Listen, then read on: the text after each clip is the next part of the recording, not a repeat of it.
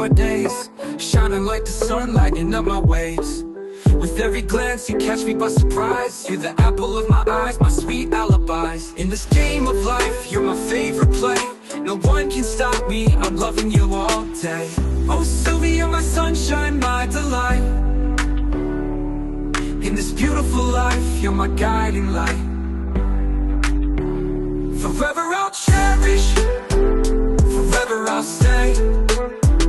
With you in my arms, love won't fade away. If God hit restart, I'd pick you again. With your heart of gold, love, you're my closest friend. Attractive and kind, like a star in the night. Sylvie, you're my life, you make every...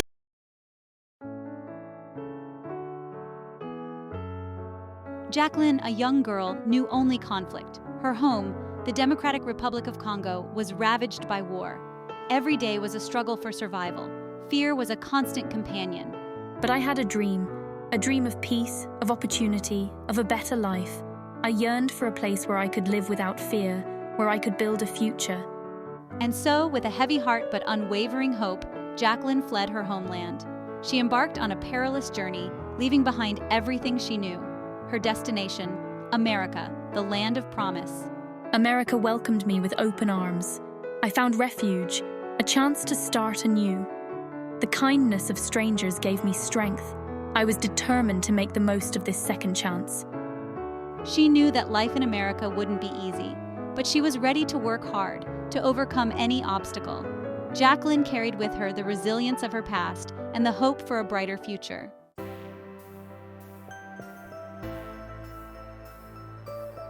Jacqueline embraced her new life with unwavering determination. She found not one, but 2 jobs. Days turned into nights as she tirelessly worked and saved. Every dollar earned was a step closer to her dream. My dream was simple: to build a home, a place of my own in my homeland. I yearned to return to Congo, not as a refugee fleeing conflict, but as a successful woman rebuilding her nation. Jacqueline sent every penny she saved back to her brothers in Congo. She entrusted them with her dream, her hard-earned money. They promised to build her houses, to invest in real estate, to secure her future. I believed them. They were my family, my blood. I had no reason to doubt their intentions. Years passed, and Jacqueline's efforts never wavered. She continued to work tirelessly, fueled by the belief that she was building a better future for herself and her family.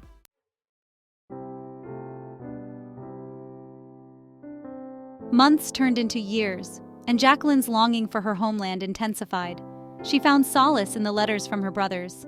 Their words painted a vivid picture of my dream home taking shape. They wrote of bustling construction sites, skilled laborers laying brick upon brick. The sweet scent of fresh paint, the gleaming tiles, the spacious rooms awaited her return. Each letter was a treasure, a reminder of her sacrifice and brighter future. Years turned into a decade, and Jacqueline's investment in her homeland grew exponentially.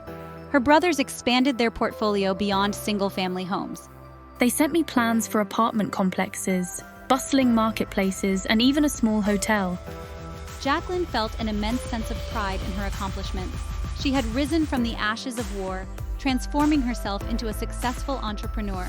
My sacrifices in America were paying off for my entire family. I envisioned my siblings managing these properties, uplifting our village from poverty. Jacqueline's story became an inspiration, a beacon of hope. Her unwavering work ethic resonated with those seeking a better life.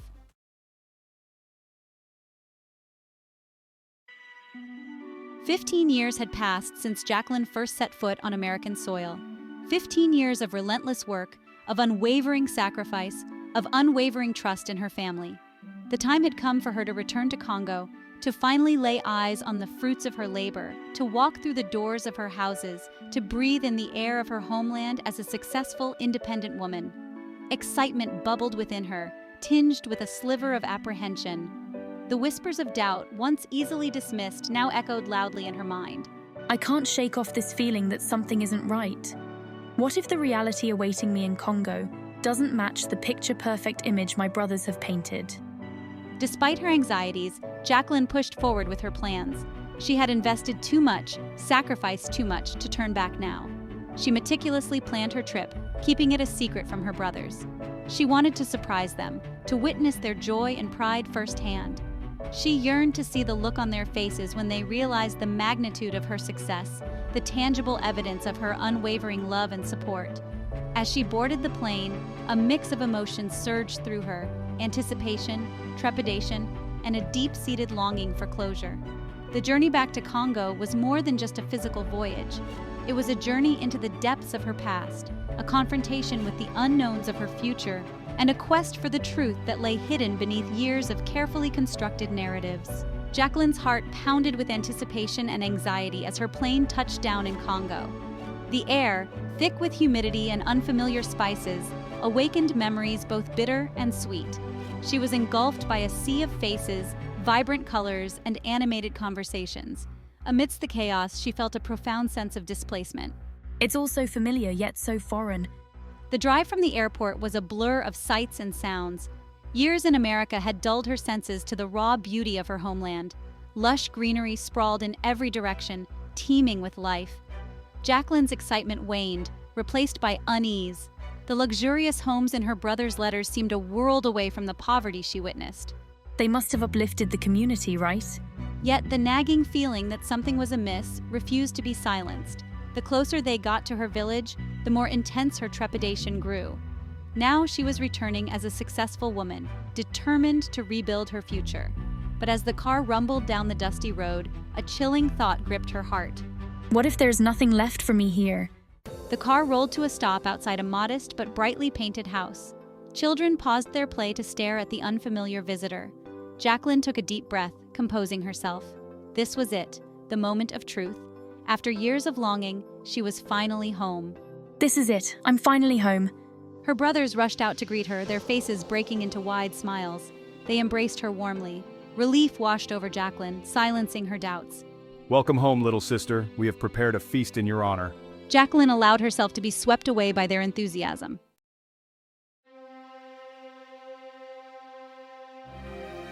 And here it is, little sister, your very own chicken coop. We knew you'd want to start small, to get a feel for the land before we embark on those grand real estate ventures you always dreamed of. Jacqueline's heart sank, her stomach twisting into a knot of dread. This tiny coop, home to a handful of scrawny chickens, was not the grand investment she had envisioned.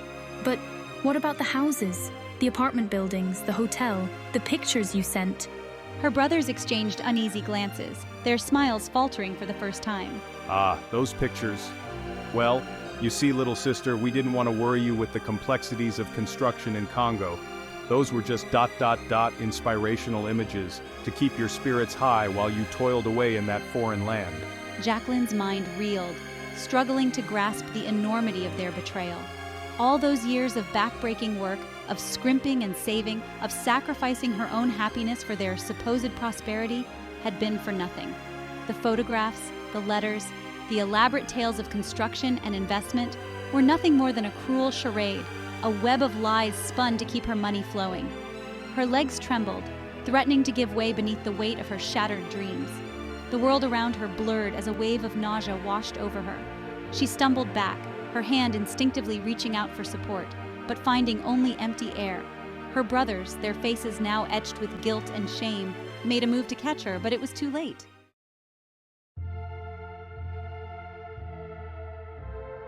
Jacqueline crumpled to the ground, her body racked with sobs. The world around her faded to a dull roar as the magnitude of her loss crashed down upon her. It wasn't just the money, though the thought of her hard-earned savings squandered on their frivolous desires filled her with a burning rage. It was the betrayal, the shattering of trust, the realization that her own flesh and blood had so callously exploited her love and loyalty. As her vision blurred, she saw her brothers' faces swimming above her, their expressions a mixture of panic and remorse. Their voices, filled with apologies and excuses, seemed to come from a great distance, their words meaningless against the deafening roar of her broken heart. The life she had envisioned for herself, the future she had painstakingly built brick by brick with her sweat and tears, lay in ruins around her. The weight of her loss, the crushing realization that her dreams had been stolen, not by strangers or circumstance, but by the very people she had trusted most, proved too much to bear. Her body, already weakened by years of relentless toil and the emotional turmoil of her return, surrendered to the overwhelming shock. Darkness enveloped her, offering a temporary escape from the unbearable pain. The last thing she remembered before losing consciousness was the feel of the dry, dusty earth beneath her hands, a stark reminder of the harsh reality of her situation. She had returned to Congo seeking solace, a place to finally belong, only to find herself utterly alone, stripped bare not just of her savings, but of her faith in family, in love, in the very possibility of a brighter future.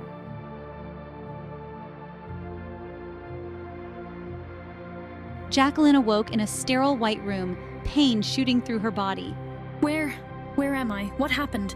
You collapsed, Jacqueline. You need rest and recuperation.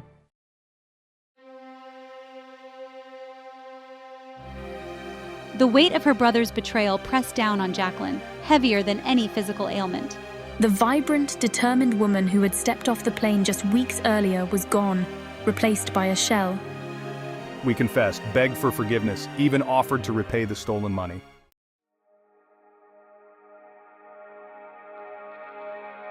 The hospital walls felt like a prison, a constant reminder of her vulnerability and isolation. Days bled into nights, marked only by the monotonous routine of hospital life. She was lost in a labyrinth of despair, each turn leading her further into darkness.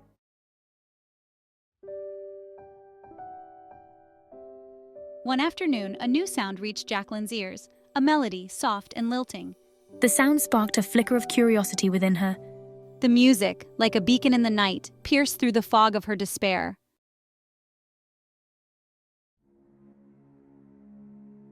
Days turned into weeks, and the music became a constant presence in Jacqueline's life. One morning, I heard a new sound joining the music, a rhythmic tapping. Abini, a volunteer, introduced herself and shared the healing power of music.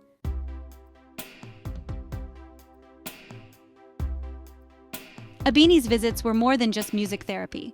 They were a lifeline to the world outside. There were dance classes, art workshops, language exchange programs, and a community garden. One sunny afternoon, with Abini by her side, Jacqueline took her first tentative steps outside the hospital.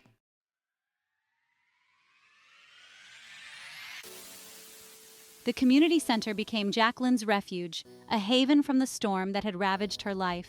Surrounded by the warmth and support of strangers, I slowly began to piece together the shattered fragments of my spirit. The rhythmic tapping evolved into intricate drumming patterns, her hands moving with newfound strength and confidence.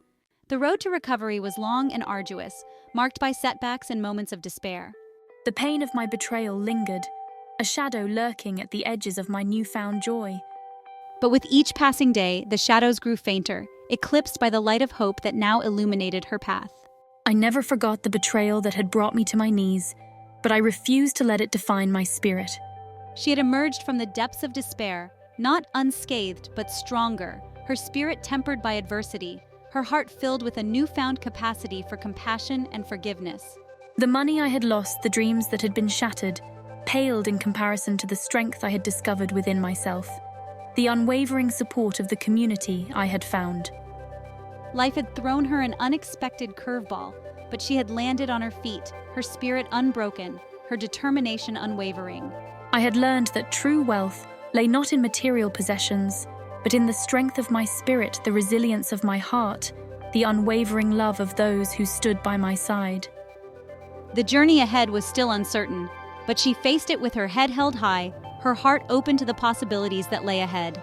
The betrayal that had threatened to break me had ultimately set me free, freeing me from the shackles of the past, empowering me to create a future defined not by the actions of others, but by the boundless strength and resilience of my own indomitable spirit. And as she walked towards that future, she carried with her the music of healing, the rhythm of hope, and the unwavering belief that even in the darkest of times, the human spirit had the power to rise again, stronger and more beautiful than before.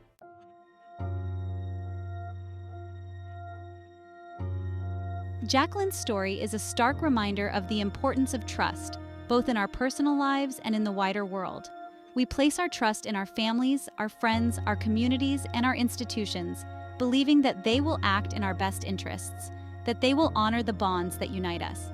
Yet, as Jacqueline's experience tragically illustrates, trust can be broken, sometimes by those we least expect, leaving us feeling vulnerable, betrayed, and uncertain about the future. Her story compels us to examine the nature of trust, to ask ourselves difficult questions about the boundaries we set, the expectations we hold, and the consequences of misplaced faith. It challenges us to find a balance between blind faith and crippling cynicism, to cultivate discernment in who we allow into our lives and how much power we entrust to them. Jacqueline's experience is a stark reminder that even the strongest bonds can be broken, that even those closest to us can betray our trust. It highlights the importance of clear communication, of setting healthy boundaries, and of being vigilant in protecting our own well-being, both emotional and financial. Her story is not a call to live in fear or mistrust, but rather an invitation to approach relationships with open eyes and open hearts, to build trust gradually, and to be prepared to walk away from situations that compromise our values or jeopardize our well-being. The pain of betrayal is undeniable, but so too is the resilience of the human spirit. Jacqueline's story, though born out of tragedy, is ultimately a testament to the transformative power of hope, the healing power of community, and the enduring strength of the human spirit.